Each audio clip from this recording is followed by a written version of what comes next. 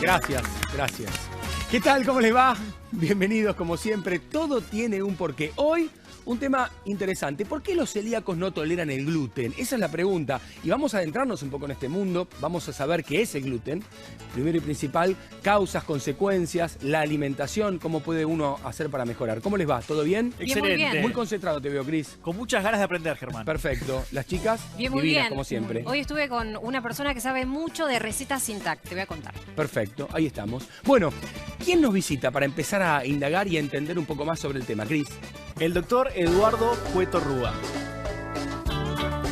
Es doctor en Medicina por la Facultad de Ciencias Médicas de la Universidad Nacional de La Plata, profesor director del curso de posgrado de Gastroenterología, Hepatología y Nutrición Pediátrica de la Facultad de Medicina de la Universidad Nacional de La Plata. Además, es fundador de la Asociación Celíaca Argentina y del Club de Madres de Niños Celíacos. Bienvenido, doctor. Muchas gracias por estar aquí. Gracias por invitarme. Un placer. Bueno, le trasladamos la primera pregunta esta que desarrollamos o que queremos desarrollar, que tiene que ver con la intolerancia al gluten. ¿Por qué? En la historia de la humanidad, que tenemos 4.350.000 años desde que el hombre camina erguido, el trigo aparece hace 7.000. En la historia de la humanidad, la aparición del trigo es muy reciente. Sí. Tanto es así que nosotros tenemos quitinasa en el estómago para digerir la quitina de los insectos. Quiere decir que el hombre ha comido miles o millones de años cucaracha y no tenemos glutenasa ni gliadinasa para descomponer la gliadina. Pero además es absolutamente artificial la forma en que se come. Nosotros hace 7.000, 8.000 años había una espiga de trigo acá, una gramilla allá, otra más allá. Ahora tenemos desde los zapatos hasta el horizonte trigales. Tractores de 30 metros de frente, sembrando, arando, cosechando millones de toneladas de trigo que se comen las 4 comidas, y entre las 4 comidas no hay cuerpo que aguante este ataque del trigo. O sea, más allá de que existe una enfermedad que habla de esto puntualmente, que son los celíacos, Sí. digamos que no nos hace demasiado bien o no nos hace bien en general a cualquiera consumir este tipo de alimentos. Usted no puede comer ningún alimento hecho polvo. Usted no puede convertir un grano en polvo en la boca. Se lo mastica molinos y usted lo que tiene que hacer es tragarlo. Entonces está comiendo un volumen absolutamente anormal. Y además tan triturado y tan digerido, molido, que difunde al cuerpo y después no sabemos cómo sacarlo. Porque una vez que está dentro hay que guardarlo. Y se guarda en la papada, se guarda en los rollos, se guarda en el traste, se guarda en el hígado. Es terrible el volumen de almidón que está comiendo la gente. Es realmente dañino. Es dañino, en general, digo, más En allá general, de los celíacos. y el celíaco en particular tiene una reacción de Mucho orden más genético, violenta, digamos. inmunomediada, que produce una reacción que convierte el intestino delgado, que está lleno de pelitos, en una atrofia. Yo a las madres les digo que convierte lo que es una toalla en una lona pampero. La toalla absorbe el agua, la lona pampero es impermeable. Entonces la persona padece el clásico cuadro de síndrome de mala absorción. Pero esto, vale la pena dar este dato que es fantástico. Dick y Van de Kamer son los investigadores que dijeron el asunto es el pan, porque ellos habían visto que durante la guerra los celíacos que se morían, porque la enfermedad celíaca era mortal, morían en manos de los padres comiendo fideíto, municiones, cabello de ángel, porque no podían sospechar que el pan nuestro de cada día fuera fatal. Claro. Dijeron, los celíacos mejoran durante la guerra y se mueren en tiempos de paz. Lo que se come en tiempo de paz es lo que mata al celíaco. Y empezaron a estudiar el pan nuestro de cada día, sagrado para Europa, y descubrieron que si sacaban el pan, los celíacos mejoraban absolutamente. Podemos decir, Dick y Van de Kamer descubrieron el tratamiento de la celiaquía, que era una enfermedad mortal. Bueno, me da el pie el doctor, porque tenemos muchas cosas para seguir charlando, pero me da el pie para presentar este informe que tiene que ver un poco con la historia de esta enfermedad, con los avances, con los descubrimientos y en qué momento se pudo determinar a ciencia cierta cuál era el problema y cómo lo podían combatir. Lo vemos. Si bien la enfermedad celíaca se conoce desde la antigüedad, llevó siglos encontrar el camino hacia su tratamiento. La primera referencia que se conoce de esta patología se encontró en un documento griego del siglo II a.C. y fue escrita por el médico Areteo de Capadocia. Si bien ese texto vislumbra en gran medida la causa del problema celíaco, fue recién en 1888 cuando apareció el primer informe clínico claro sobre la condición celíaca en niños y adultos de la mano del médico inglés Samuel Gee. Sin embargo, hubo que esperar hasta 1950 para que se produjera el descubrimiento que significó el mayor avance en el tratamiento de la enfermedad. Fue la tesis doctoral del pediatra holandés Willem Karel Dick la que expuso cómo los niños celíacos mejoraban cuando se excluía de su dieta el trigo, el centeno y las harinas de avena. Es por esto que este médico es considerado un pionero de la dieta sin gluten. Bueno, un poco lo que estábamos charlando con el doctor. Quiero empezar otra vez también, porque hay mucha gente que por ahí se queda al margen, ¿qué es el gluten? El gluten es una proteína que se construye en la mesada de la cocina. El grano de trigo, esto hay que aclararlo bien, no tiene gluten. La harina en polvo no tiene gluten. Cuando usted pone la harina y pone agua y la mezcla, la acción mecánica de mezclar en presencia de agua, une dos proteínas que tiene el grano de trigo, gliadina y glutenina. A partir de ese momento se hace una proteína elástica que tiene una característica, es absolutamente indigerible para toda la humanidad. Eso es el gluten. Y la virtud que tiene es que con la levadura fermentan y atrapa la fermentación. Entonces el pan es esponjoso, lleno de aire, porque uno está comiendo prácticamente aire fermentado en una malla de pegamento que es el gluten. Doctor, Es una bomba. terrible. Sí. Doctor, conozco muchos casos de personas que fueron mal diagnosticadas porque no se sabía que tenía. ¿Cuáles son los síntomas más comunes que sufren las personas con esta enfermedad?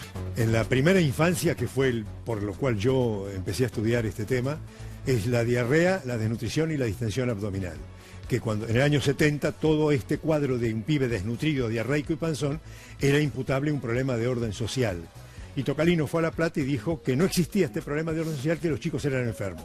Y mucho más cuando el desnutrido de orden social tenía un hermano gordo y padres gordos. Entonces, ¿y por qué el problema social se va a ensañar con este único miembro de la familia? Ese chico está enfermo.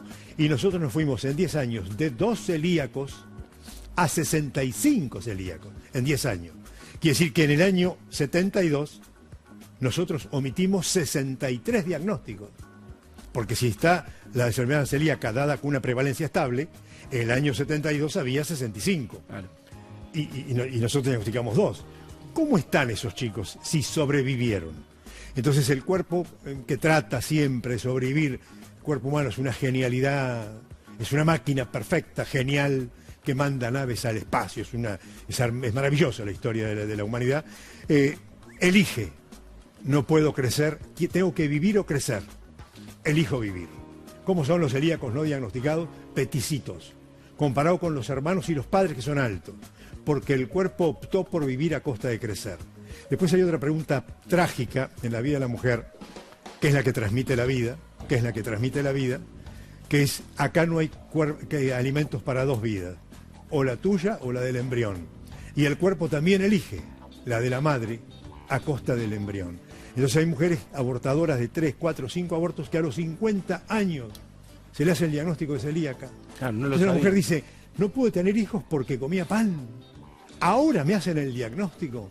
Nosotros queremos Terrible. que con el primer aborto se sospeche la celiaquía. Doctor, perdón, ¿qué estudios se le hace para diagnosticar? Autoanticuerpos. Autoanticuerpos. La gliadina cuando entra al cuerpo se une a una reacción inmune y se generan autoanticuerpos. Y la proteína que toma es la transglutaminasa tisular. Entonces cuando uno tiene anticuerpos antitransglutaminasa tisular positivos, anticuerpos anti-TTG, transglutaminasa tisular, la posibilidad de ser celíaca es altísima. Entonces sería con un análisis de sangre. Un examen de sangre. Y nosotros todavía hacemos una endoscopía que llega al intestino delgado y toma una pequeña biopsia donde se ve la atrofia, que es lo que confirma hoy el diagnóstico de celiaquía, porque hay otras causas de atrofia. Pero ya estamos viendo que si uno tiene 3 anticuerpos positivos, antigliadina, antitransglutaminasa tisular y antigliadina diamidada, o antiendomicio, la posibilidad de ser celíaca es de una persona celíaca Ahora, Doc, altísima. ¿existen grados o es uno celíaco o no lo es? Existen formas clínicas. Uno puede ser oligosintomático, sintomático, un encuadro florido, y después existen grados de atrofia de intestino. Lo que tiene grados es la atrofia de intestino. Y lo que tiene formas clínicas es la presentación del paciente. Hay personas que, por ejemplo, uno hace el diagnóstico de un chico peticito, desnutrido, diarreico, panzón, y después el padre dice, ¿podemos estudiar a todos los hermanos? ¿Cómo no? Le sacamos sangre a todos los hermanos y uno de los hermanos da positivo. Entonces cuando vemos los análisis dice, fulano es positivo. Fulano, doctor, juega al tenis. El fulano este. Y cuando hacemos y no presenta todos los síntomas que presenta el otro. Juega al tenis, es deportista de alto rendimiento. Le hacemos el diagnóstico y este chico tiene atrofia de intestino, anticuerpos positivos, y empieza el tratamiento.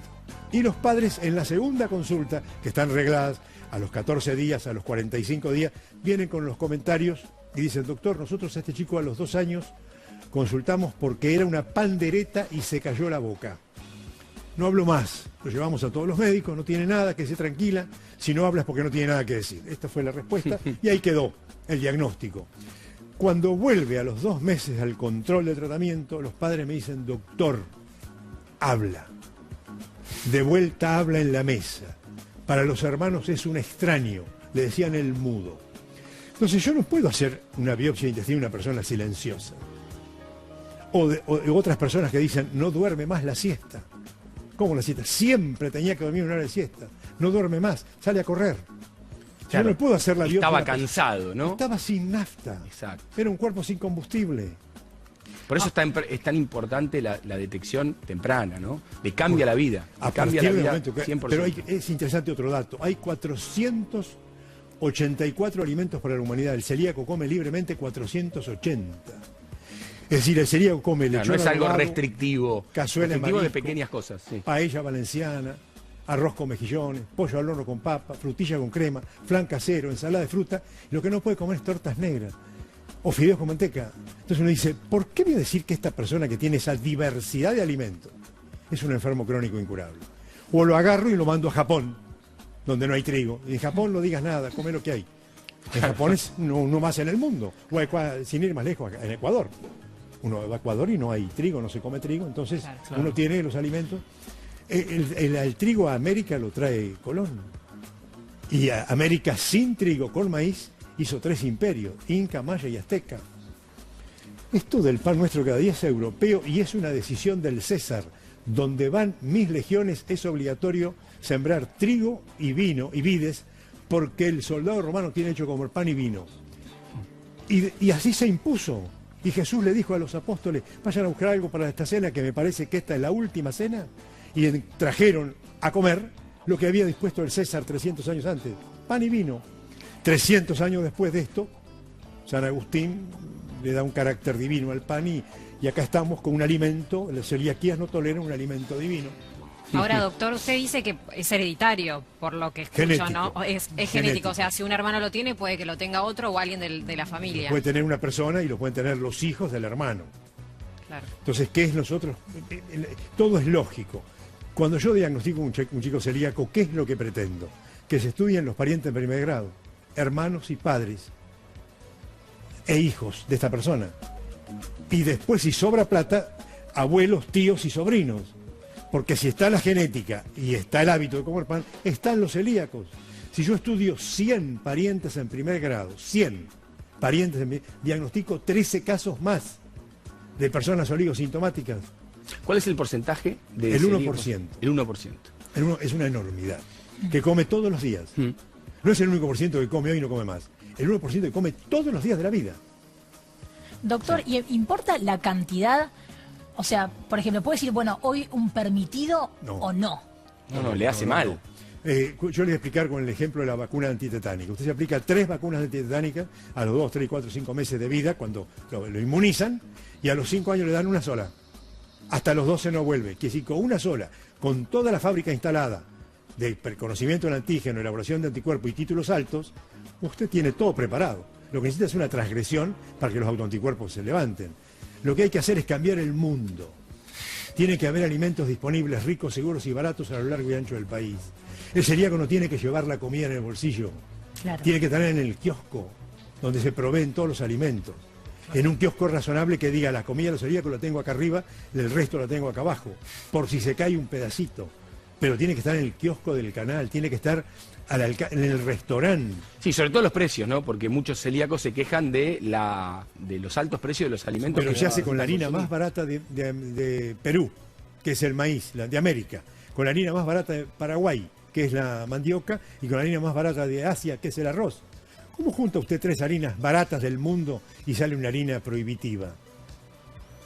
Las leyes del mercado, ¿no? Esto es lo sorprendente. Ahora- Es que tiene carácter de terapéutico. Entonces, todo lo que es terapéutico, cuanto más terapéutica sea la harina, más cara porque pasa a ser un remedio. Claro. Claro. Y en realidad yo, Debería a ser mis al revés. celíacos, les aconsejo comer batatita frita, bananita frita, papita frita, porque si el pan es carísimo, empuja con el dedo o con una batatita frita. Claro, totalmente. Perdón, chicos, porque me gustaría sumar a alguien que lo vive en carne propia, a una persona que además es un amigo, es muy conocido, es un gran periodista y que viene para contar un poco su experiencia. Yo me sonreía porque el doctor recién decía que una de las características del celíaco es que por ahí, claro, no se puede nutrir bien a partir del intestino y esta mala absorción, que son por ahí pequeños. Él es todo lo contrario. Bueno, si no fuera celíaco, a lo mejor me diría 3 metros y sería récord Guinness. ¿De quién se trata esta su presentación? Miguel Simón es un destacado periodista deportivo. Su talento lo llevó a trabajar en diferentes medios de comunicación y a cubrir todo tipo de eventos, tales como mundiales de fútbol, de básquet, de rugby, así como torneos de Grand Slam de tenis y Juegos Olímpicos. Este periodista descubrió su celiaquía de grande y afirma que a partir de su diagnóstico, su calidad de vida mejoró notablemente. Bueno, estamos con el señor Miguel Simón. Muchas gracias, Miguel, por venir. Un placer tenerte acá, ¿eh? Muy buena Amigo. presentación, ¿eh? Pero Porque es lo yo que corresponde. me preguntó lo mismo. Siempre me pregunto lo mismo. Si no hubiese sido celíaco, ¿a cuánto llegaba? 20, 30 En minutos NBA. más. Ojo, después me consuelo diciendo, estaría en la NBA. Claro. ¿No? ¿Por qué no? Claro, ¿Cuánto medís, Miguel? 1,97, 98, Y ¿viste? pasaba La los 2 edad, metros. ¿viste? Pasaba los 2 metros. Sí, sí. Ahora, es interesante la historia de Miguel también, porque a vos se te detectó, o te detectaron que eras celíaco pasado los 30 años. Sí, año 98. Bueno, no sé si es habitual que eso ocurra. A mí me dijeron en su momento que sí. Después de los 30 años, quizás es una etapa de la vida que esto asoma con mayor fuerza. Si me permiten, Sí. la enfermedad se definía como una enfermedad propia de la infancia que aparecía en la tercera y cuarta década de la vida en los adultos.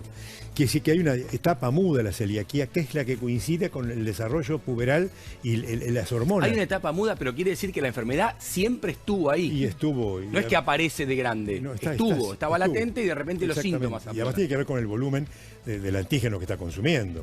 Si es una persona que le gusta muchísimo comer pan, probablemente se hubiera hecho el diagnóstico antes. Si es una persona sobria, Y igual retrocediendo, ¿viste? Cuando haces un Empezaste repaso. a recordar. Digo, bueno, yo tenía varios síntomas o señales al respecto. Mi mamá me llevaba a médicos porque el nene está muy flaco. claro. La preocupación de mi mamá era, pero el nene está muy flaco. Vitaminas tomé de todo tipo. Tenía mucho ataque de dolor, ¿viste? De dolor eran como cólicos. Pero era recurrente y yo, ¿sabes qué me extrañaba después? Cuando uno revisa situaciones, claro, decía, bueno, ando mal de la panza, un pancito, fideos. Claro, y no me recuperaba. Decía, Peor. ¿cómo puede ser que siga mal? Y después, claro, cuando te detectan algo así, decís, Ahora qué vos- tonto, ¿no? Por no Claro. utilizar otra palabra. Pero Bueno, no lo sabía. No lo sabía, Es sí, lo sí. importante de la información y de detectar a tiempo. Y Sí. poner esto en el conocimiento popular es una cosa maravillosa porque la que vuelve el peón en la consulta es la madre. Claro. Claro. Porque si el médico quiere quedar bien con el paciente, hacer diagnóstico brillante. Pero si no se le ocurre que puede ser celíaco, ¿cómo pone en marcha el proceso? En cambio, si la madre está viendo este programa y dice, se duele la panza, tiene flatulencias, malestar, cansancio, no será celíaco, al médico le cae la ficha. Y ahora puede hacer un examen de sangre y rápidamente sospecharlo. Esto es fantástico. Vos, Miguel, perdón, sí, ahora lo dijo. Sí. Vos, Miguel, cuando empezaste a recordar, digo, y cómo eran tus costumbres alimenticias, Sí. ¿eras de comer mucho a pan? Sí, sí. Sí. Bastante. Mucho tostadito, mucha pasta. El tema fue que, yo le comentaba al doctor, volví de un viaje, estaba en América en ese momento, fuimos a Perú a hacer un partido de River, y volví mal. Es decir, cólicos, dolor, bueno, no voy a comentar más al respecto, pero dije, bueno, me habré intoxicado, comí pescado crudo, ¿viste? Claro. Lo vinculé con una bacteria que le puede pasar a cualquiera. El tema es que no solo que tardé en recuperarme, sino que al par de meses empecé a bajar de peso.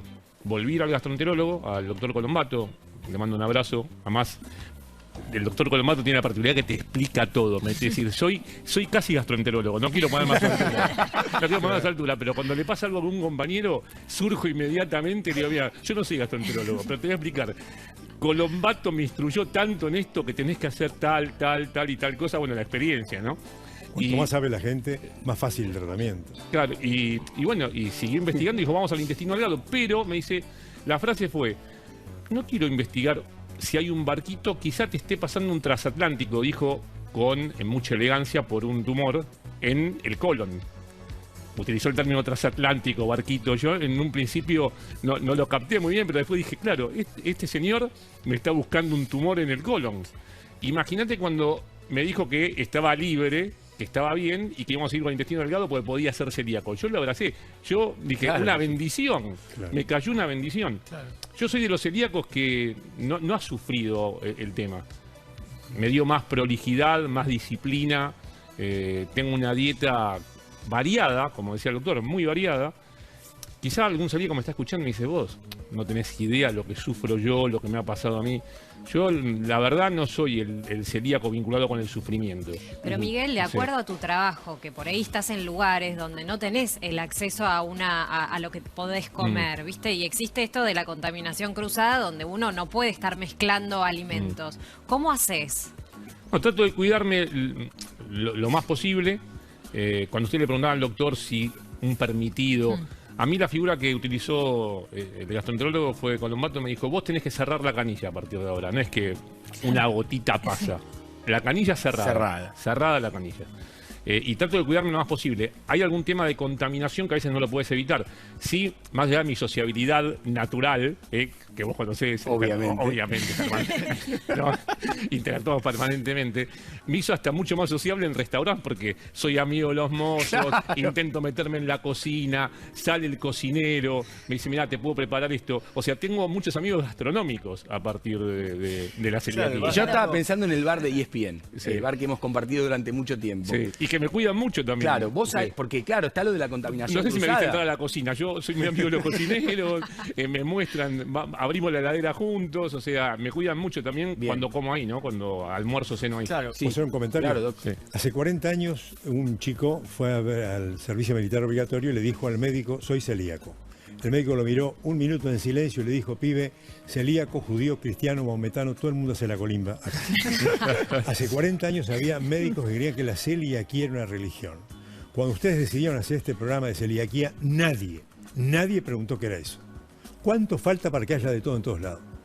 Bueno, hace 40 años los médicos creían que era una religión. Claro, eso quería preguntar justamente. Usted, doctor, mencionaba antes, y le pregunto a Miguel, el tema de cómo es ir a un kiosco, que todavía no hay tanta opción para los celíacos. ¿Cómo es hacer la compra en el supermercado, por ejemplo? No, ha crecido. Creció. Yo siempre, por ejemplo, cuando me detectaron tenía que ir al Mundial 98 con mi amigo Barsky. También le mandamos un saludo a Juan Pablo. Así que él vivió mi primera etapa. Y no había demasiados productos. Yo me acuerdo que compraba unos escones que si los llevabas a la cancha y maliciosamente querías impactar al árbitro, lo tumbabas. Muy duros. Eran muy duros. Muy duros. Ahora yo les aconsejo, hay muchos lugares, y especialmente la parte dulce de la dieta, que son un producto de excelente calidad. De los escones del 98, escones barra piedras, a lo de hoy, el progreso ha sido... ¿Y cómo estábamos en relación? Las heladerías está con el loguito y los gustos. ¿Cómo estábamos en relación a Francia? Porque vos te fuiste de Argentina a Francia. En aquel momento Francia, mal. No había. Mal. Hoy por hoy hay países con la suerte de viajar en ESPN por el tenis, por el fútbol. Australia es casi un paraíso. Siempre que hay un viaje a Australia, estoy rezando, esto Mamones no lo sabe, pero digo, rezo, ojalá me caiga a mí esto, porque me siento cómodo, porque tengo mucha libertad, es decir, vivo abiertamente y naturalmente. Después Italia es un país porque uno vincula la pasta. Claro, lo pensé al revés, Italia. Sí, Italia tiene pasta sin gluten, senza glutine, porque uno va aprendiendo en todo lugar. Argentina es un país ejemplar para el continente. Vamos también, a la cabeza de todos. Muy bien. Sí, muy bien. Estamos mejor que nadie. Pero además tenemos que existir. Es decir, él tiene que existir, no puede ir a comprar algo en silencio si busca sin gluten. Tiene que decir, soy celíaco. ¿Cuántas veces aguanta el kiosquero una persona que le dice, soy celíaco y no le vende nada? Ahora, si el tipo va en silencio, mira y dice, va, el kiosquero nunca sabe qué es lo que te quiere comer. Entonces hay que blanquearse y hay que existir con buena onda. La cuarta vez que lo ve venir dice, mira, voy a conseguirte algo porque me da vergüenza no atenderte. Entonces uno manda a todos los celíacos a blanquearse y a pedir con la mejor onda. No a plantearle un escándalo al kiosquero porque no hay algo. Hablamos de que esto es genético. ¿Quién en tu familia lo tiene? No, si es que lo sabes. Mi mamá, la testearon. No. Mi papá tampoco, mi hermana no lo es. A mi hijo le hicimos recientemente. Yo con mi hijo estoy muy, ¿no? Le pongo la lupa y el zoom todo el tiempo. Además flaco, alto, tiene varias características que yo tenía, pero bueno, se fue también muy arriba. O sea, ¿ves? ¿Te superó la altura? No, pero está arriba, está en 1,90 m, o sea... Y tiene 3 años. En realidad 2,5. Y no sé. Es un misterio, claro. Es el misterio familiar. Yo siempre digo algo, algún familiar mío se murió. Se murió o pensando... no nació. No sabiendo... O no nació, nunca. Claro. Por ejemplo, ¿cuántas tías tenés? 2. Si hubiera tenido 11 tías, tenías 2 tías celíacas. Sí. Ahora... Porque el síndrome de mala absorción, que es en definitiva esto, no me quiero meter en el territorio del doctor. Por eso tu mamá te decía, ay, nene, vos sos único. Sí, claro. Porque en la familia no había otro como vos. Porque la mala absorción lleva, usted corríjame, yo digo lo siguiente, bueno, uno absorbe mal, o sea, puedo no absorber vitamina C, no absorbo vitamina B, que me han dado algún refuerzo de vitamina B y ácido fólico, y capaz que la falta de ese tipo de vitaminas te genera otra enfermedad, que vos decís, bueno, se murió de una gripe mi bisabuela. Y capaz que pobre, claro, absorbía mal, claro. Y la gripe fue la que terminó... Una consecuencia a otra matando cosa. A mi bisabuela, sí. La mala absorción vitamínica produce caída del pelo, piel seca y uñas quebradizas. Esto se resuelve con esmalte, con crema y con crema de enjuague. Claro. Es decir, se está tapando los signos carenciales. Claro. Ahora, doctor, Miguel hablaba de que su gastroenterólogo le dijo, vamos a tratar de buscar un transatlántico. ¿Cuáles son las enfermedades que si no se cura o si no se trata la celiaquía puede derivar y que son mucho Nosotros peores? no se nos pasa en los chicos un tumor en una persona con adelgazamiento. Pero a un médico de adultos, una persona con adelgazamiento, no puede no pasársele el tumor.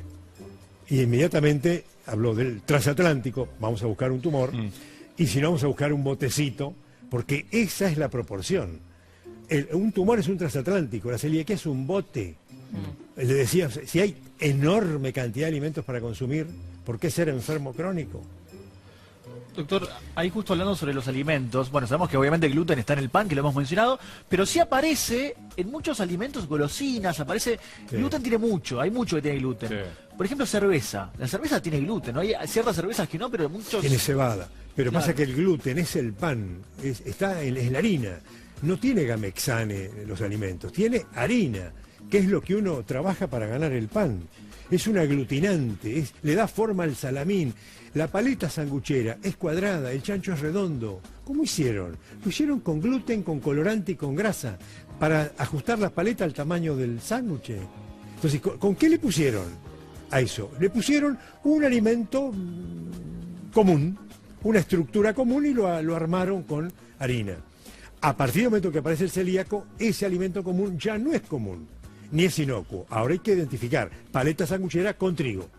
Claro. Entonces el celíaco tiene derecho a saber qué está comiendo. Carolina estuvo con una madre de 3 chicas, que son 3 mujeres, que tienen esta enfermedad. Pero sin embargo, y esto nos retrotrae la primera charla que tuvimos con el doc, una de ellas era la que más síntomas tenía. Por ella después se estudió las otras 2 y se dieron cuenta que también lo tenían, ¿verdad? Sí, estuve con Silvina Rumi. Ella no entendía nada de la cocina de celíacos, pero absolutamente nada. Tenía 3, después hubo una cuarta, o sea que son 4 chicos los que son celíacos y empezó a cocinar y a aprender. Hablamos con ella, nos explicó cómo es cocinar para celíacos y nos habló de algunos requisitos que hay que tener en cuenta.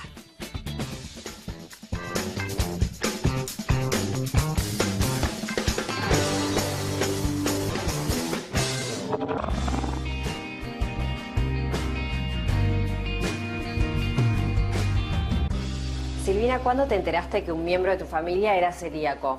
Bueno, mira, te cuento. En realidad me enteré hace ya casi 15 años cuando la tercera de mis hijas empezó con los síntomas. ¿Y los síntomas cuáles eran?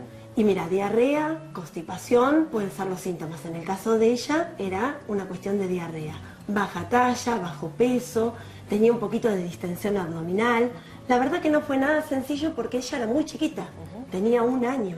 A partir de ahí, que fue una gran sorpresa para nosotros, tuvimos que estudiarnos todos los miembros de la familia y ahí fue un sorpresón porque ahí nos enteramos que los 3 eran celíacos y mi marido y yo no. ¿Y cómo fue el cambio, digamos, en tu casa? Cambiaron un montón de cosas. ¿Cómo fue la dinámica, digamos, de empezar a tener que cocinarles? Sí, ahí hubo que poner literalmente, como digo yo, manos a la masa, cambiar el hábito de la alimentación, tener ciertos cuidados en la cocina, empezar a comprar todas marcas que sean libres de gluten. Y Sil, ¿cómo es cocinar para celíacos? ¿Qué detalles hay que tener en cuenta? Mira, lo primero que tenés que tener en cuenta es, sobre todo cuando en una familia hay celíacos y no celíacos, es el tema de la contaminación cruzada. ¿Qué es la contaminación cruzada? Y la contaminación cruzada vendría a ser, por ejemplo, yo tengo una rodaja de pan. Sí, pan de celíacos. Este es un pan libre de gluten, tal Ok. cual. Suponte que en la heladera tenemos manteca y vos untás una rodaja de pan con manteca. Ahora, si esa misma manteca y ese mismo cuchillo lo utilizás para untar una tostada convencional con gluten, ahí estás contaminando. De esa manera haces una contaminación cruzada. O sea, la primera clave es que todo esté súper higienizado. Una buena forma de proteger ese molde y poder compartirlo con un celíaco es, por ejemplo, forrarlo con un papel aluminio, el de cocina. Sí. Y de esa manera ya aislamos la superficie y tranquilamente podemos compartir, protegida, esa pixera. Bueno, ¿vamos a cocinar? Dale. ¿Sí? Tenemos por acá almidón de maíz, fécula de mandioca y harina de arroz. Y con este mix lo que vamos a hacer es generar la base de las harinas.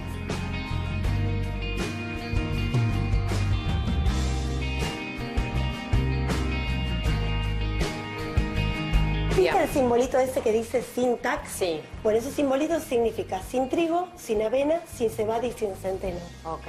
Esas son las harinas que contienen lo que al celíaco le puede hacer mal.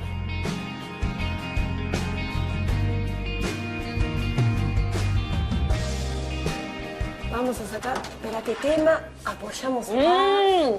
Con Silvina aprendimos que siendo celíaco uno también puede comer muy pero muy rico. Gracias. Gracias a vos. Pruebo,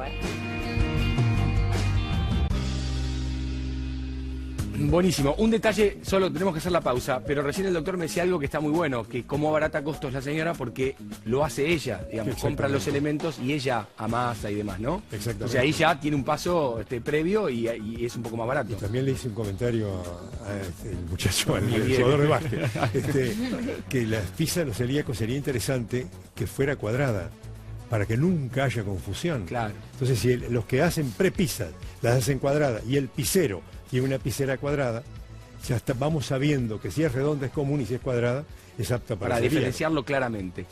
Mandanos tu Silvina porqué. es muy rica.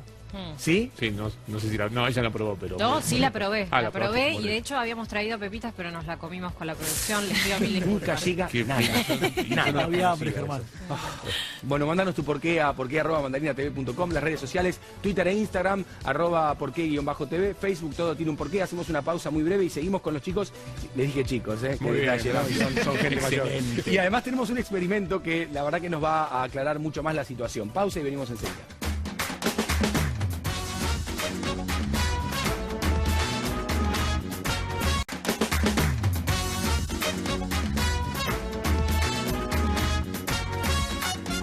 Y aquí estamos con nuestros invitados hablando del celiaquismo.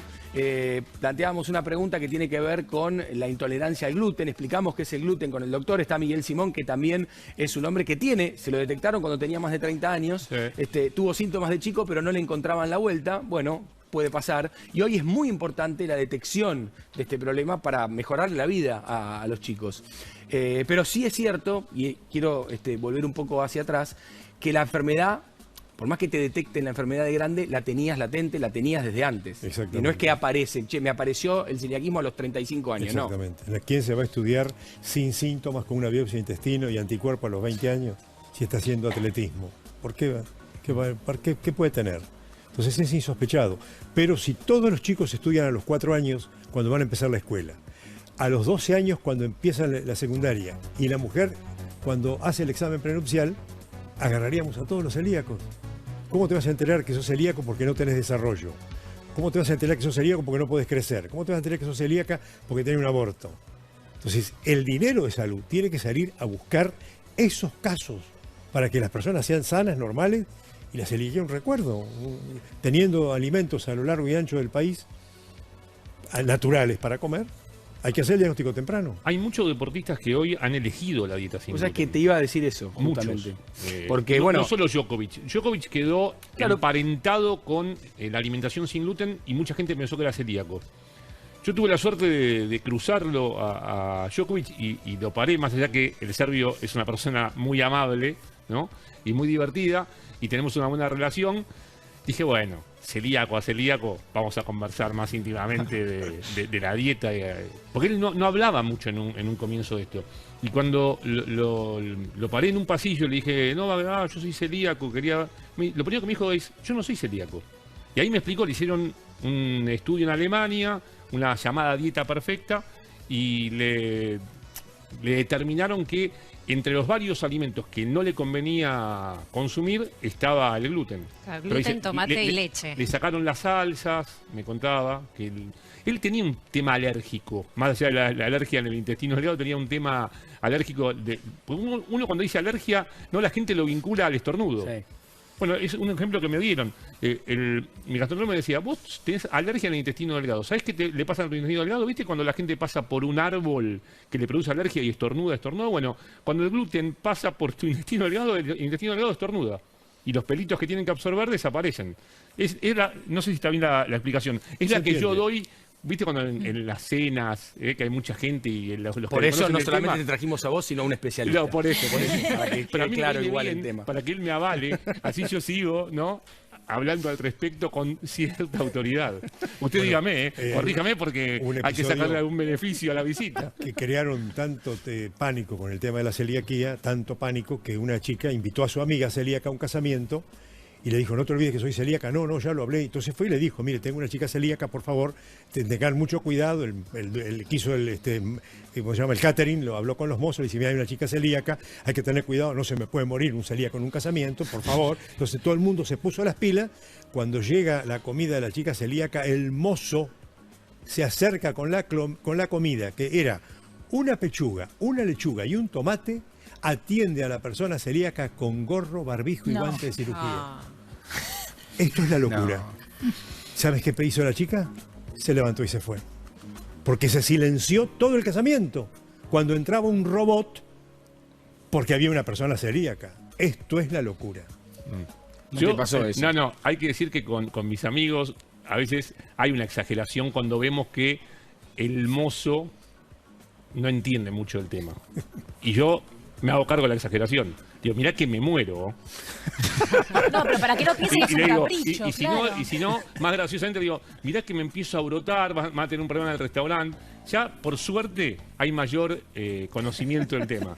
Pero cuando ves que hay un desconocimiento, ahí sí, yo llevo la celiaquía, esta no vinculada al sufrimiento, a un sufrimiento total. Claro. Sí, volviendo un poco a lo que decíamos de Djokovic, son muchos los deportistas, muchos tenistas, que optan por eliminar el gluten de su dieta y esto les permite mejorar su rendimiento. Después de un plato de tallarines, toda la gente se tira a bostezar. Después de un plato de arroz, la gente sale a caminar. Digerir los tallarines es dificilísimo para el cuerpo. Es un pegamento indigerible. El gluten, como se come, se pierde por materia fecal. Intacto. Es impenetrable para las enzimas humanas el gluten. Pensá en algo. ¿Cuántas veces escuchaste al deportista decir, me como una pastita antes de jugar? Bueno, sí, lo escuché mucho. Mucho. A mí cuando me comentaban lo mismo, decía, pero la dieta del deportista durante varios años estuvo totalmente desenfocada. Claro. Apuntándole al almidón del trigo. Claro, vinculada. Pasa que venía con una proteína indigerible. Pasta y pizzas, así se dice. ¿La consumen mucho los futbolistas, por ejemplo? La pasta ante todo. Es decir, ha sido un elemento tradicional en el circuito de tenis, ni hablar. ¿No? El tenista que consume una pastita antes de salir a jugar. Bueno, el último partido de River, ya hace varios días, por Copa Libertadores, que después nos mandaron a todos al doping, que les dieron mucho líquido para que puedan orinar y hacer el doping, también les llevaron pizzas post partido, digamos, para que recuperen todo. Y eso es muy normal. Pero por lo que me dice el doctor, no hay que hacerlo más. No es saludable. Por más que no sean celíacos, digo. No es saludable. La generación dorada de básquetbol, el equipo más grande que ha tenido el deporte argentino, ¿no? A nivel colectivo, es inigualable. A partir de Manu, de Escola, hacen una dieta en la cual no consumen gluten. Quizá es más extrema en otros aspectos, porque es la famosa paleolítica, ¿no? Sí. Con mucha proteína. Pero si vos los ves físicamente y cómo han perdurado, ¿no? La mayoría, afinados físicamente al extremo. Les alarga la carrera, sí, ¿no? Y claro, Manu a los 40 en la NBA, ¿no? Vamos a hacer un experimento. Me gustaría, doctor, que venga con nosotros también mi amigo Miguel Simón. Puedo acercarme al gluten, porque había ciertos temores. Había ciertos temores. Sí. Doctor, por favor, de aquel lado, en el medio de la escena, Connie y mi amigo Miguel Simón aquí al lado mío. Lo más lejos posible, de todas maneras, para resguardarte, porque sé que te podés morir, Miguel. Lo que vamos a hacer es vamos a obtener gluten de la harina de trigo, ¿sí? Como vamos a cocinar, voy a cocinar, no te acerques, por favor. No hay gluten, tenemos que mezclar para que... Perfecto. Me estoy preparando. Sí, prepárate. Soy excelente en la cocina, necesito prepararme. Lo que necesitamos, obviamente, que es harina de trigo, agua, sí, y un bowl. Entonces, primero vamos a hacer la masa, bien, ¿sí? Ahí todavía no hay gluten. Bien, claro, lo vamos a armar. ¿Qué tiene la harina, doctor, la composición? Proteínas, que es justamente con gliadina y glutenina y almidón. Es muy poca grasa. Bien. Entonces, una vez que vamos armando la masa... Ahí se empieza a armar el gluten. Se empieza a armar el gluten. Perfecto. Esto es un tiempito. Sí, tenés como media hora, queda tranquila que total la producción no te va a apurar. No. Entonces, una vez que armamos la masa de harina con el agua, sí, ¿solés hacer esto? vamos al... se nota que no soy muy buena. La verdad ¿no? no tiene la más mínima idea. No soy buena cocinando, pero me voy a limpiar un poco, chicos. Sí, está bien. Voy a mostrar cómo es terminada la masa. Correcto, muy bien. ¿Sí? Claro, sí. Ahora, imagínense lo que pasó de acá, ¿no? Qué rápido lo hicimos. Vamos al paso 2. Y esto no lo hiciste vos. No, claramente. Claro. Lo que vamos a hacer es, una vez que tenemos la masa, que sería harina y agua, vamos a lavar esta masa, ¿para qué? Para sacar el almidón, extraer el almidón, ¿no? El almidón, doctor, es un hidrato de carbono y soluble en agua. Por eso es que vamos viendo que el agua se va poniendo... blanca, llena de almidón. Exacto. Esto tenés que estar un ratito, como unos 20 minutos. ¿Sí? Y ahora voy a sacar otra cosa, viste, y ya lo va haciendo claro, en pasos. Exacto. Entonces, obviamente el tiempo es tirano, Por Germán, supuesto. acá. Entonces, ahí vamos viendo cómo cada vez se va poniendo el agua más blanca, que es el almidón. Sí. ¿Sí? Y se va concentrando el gluten. Claro.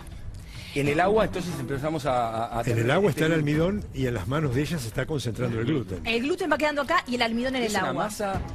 Claro, después te morfás esto y... Eso es lo que vamos a ver. Una bomba. Una bomba. Y eso es lo que vamos a comparar. Cómo, después de un rato, esto lo vamos a dejar un tiempito, les voy a mostrar cómo quedaría. A ver. Acá. A ver, vamos, me ayudan un poquitito a correr. No te quiero, ¿Pueden ser mis asistentes un segundito? Vos no puedes tocar nada. Nada puedes tocar, Miguel. Es peligroso. Tu salud está en juego. Vos siempre alejado, ahí atrás mío. Entonces, yo te después protejo. de un tiempo que vamos a dejar... Esto es la masa con gluten solo, se le fue todo el almidón.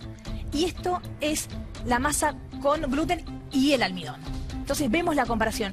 Doctor, esto es lo que consumimos y no se absorbe. Exactamente. Todo el gluten que se come se pierde por materia fecal. Es una proteína inútil, innecesaria y tóxica. ¿Te quedó claro? ¿Te quedó claro, Germán? El doctor está a favor de que consumamos alimentos. Te quedó claro, ¿no? Miren esto.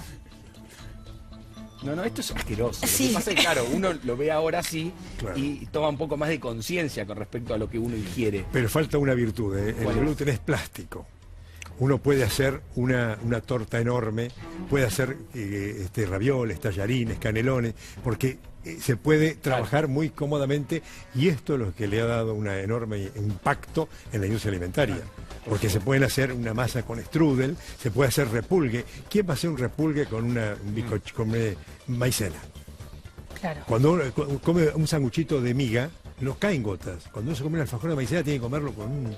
Porque cuando lo rompe, Se caen, deshace. se deshace. Entonces, el gluten aglutina toda la estructura de la masa. Entonces, uno puede cocinar repulgues, tartas, tallarines, canelones, ravioles. Y esta es la versatilidad que tiene el gluten. Y por ahí la Sin fama. meterme en la cocina, probá un producto con maicena y otro con harina de trigo. Ahora, ¿cuál te gusta más? Algún chef me está diciendo. ¿Me perdonan? Qué barbaridad que está diciendo este tipo. Pero probalo. Yo creo que la maicena, hay un tema, debe ser más cara, porque hay alimentos que se cocinan con harina de trigo que podrían hacerse con maicena. Y no lo hacen, más allá que para mí el sabor es diferente y mucho más rico. Probalo. Lo voy a probar. Hacíamos las biopsias nosotros, una biopsia con la atrofia de intestino, antes, hace 20 años. Se recuperaba el chico, hacíamos otra biopsia que demostraba que estaba perfecto, y después le dábamos trigo metido en la comida en forma camuflada. Muchos chicos, cuando metíamos trigo en la comida, decían, esto está feo, está amargo. Dejaban el trigo porque el que se habían desacostumbrado a comer, Claro. entonces les resultaba el trigo amargo. Bien. Que no ocurre con los otros. Tenemos que harinas. hacer una pausa breve, cortita, y seguimos con las conclusiones y ya con el cierre del programa. Ya venimos.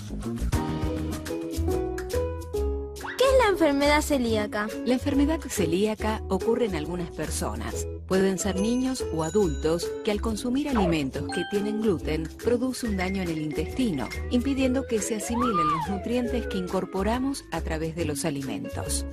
¿Y dónde encontramos el gluten? Está presente en harinas de trigo, avena, cebada y centeno, productos con los que se prepara el pan, facturas, tortas, fideos, pastas y otros alimentos. ¿Qué pasa en el intestino de una persona celíaca cuando consume gluten? El intestino delgado es como un tubo recubierto por dentro por vellosidades, parecidas a los pelitos de una toalla. Estos pelitos se encargan de extraer y absorber los nutrientes de los alimentos que comemos. Cuando una persona celíaca consume alimentos con gluten, esos pelitos se van dañando, dejan de funcionar y el intestino no logra incorporar los nutrientes al cuerpo. Sin nutrientes, no podemos crecer sanos. ¿Y entonces qué hacemos? El único tratamiento es hacer una dieta libre de gluten o sin TAC. De este modo, logramos que el intestino se recupere y vuelva a cumplir su función, aunque no podemos abandonar la dieta. ¿Y qué pueden comer las personas con celiaquía?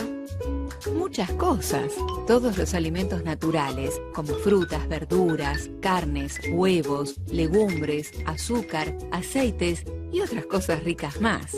También pueden comer muchos alimentos envasados que estén autorizados para su dieta. Son aquellos que tienen en su envase este logo.